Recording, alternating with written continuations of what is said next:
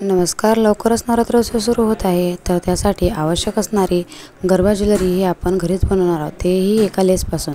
आणि आजपासून मी सिरीज सुरू करते आहे. गरब्याला लागणाऱ्या सगळ्या प्रकारच्या ज्वेलरी आपण बनवणार आहोत. वेगळ्या वेगळ्या प्रकारच्या ज्वेलरीज आपण या ठिकाणी तयार करण्याची सोपी अगदी पद्धत या ठिकाणी करणार आहोत. तर बघा, या ठिकाणी मी मानेच्या आकाराचा एक लेस या ठिकाणी कापून घेतले. त्यानंतर त्याला जे पॉम्पॉम असतात, जे इझिली अवेलेबल असतात मार्केटमध्ये, ते आणि कवडीशील घेतले आहेत. त्यानंतर ते बघा अशा प्रकारे आपण जुळवून घेणार आहोत.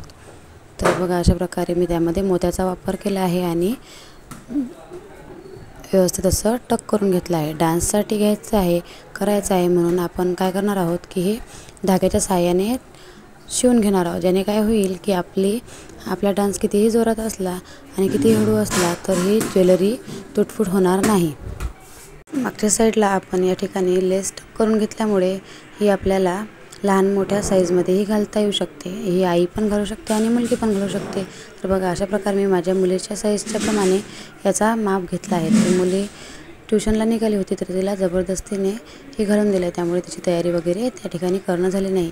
तर बघा अशा प्रकारे आपण कानातल्याची डिझाईन करून घेणार आहोत. एकाखाली एक आपण धाग्याच्या व सुईच्या साहाय्याने या ठिकाणी आपण करून घेतला आहे. त्यानंतर आपण फेविबॉन्डच्या साहाय्याने या ठिकाणी जी इयरिंग स्टंट असतं ते पण लावून घेतलं आहे आणि वरून आपण एक वॅक्सची स्ट्रीप लावून घेतली आहे. तर बघा अशा प्रकारे ही कानातले पण एकदम रेडी आहेत.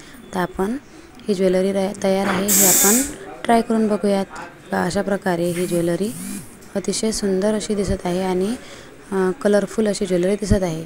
बघा अशा प्रकारे मी ही या ठिकाणी माझ्या मुलीवर ट्राय करत आहे. तर तिला असं व्यवस्थित मागच्या साईडने गाठ बांधून घेतली आहे आणि परत कानातले पण घातले. अशा प्रकारे कुठल्याही कलरफुल लेसपासून आपण ही ज्वेलरी बनवू शकतो. तुम्हाला ही आयडिया कशी वाटली हे मला कमेंट करून नक्की सांगा. व्हिडिओ आवडल्यास लाईक करा, कमेंट करा, शेअर करा आणि सबस्क्राईब करा माझ्या चॅनलला. हॅपी नवरात्री.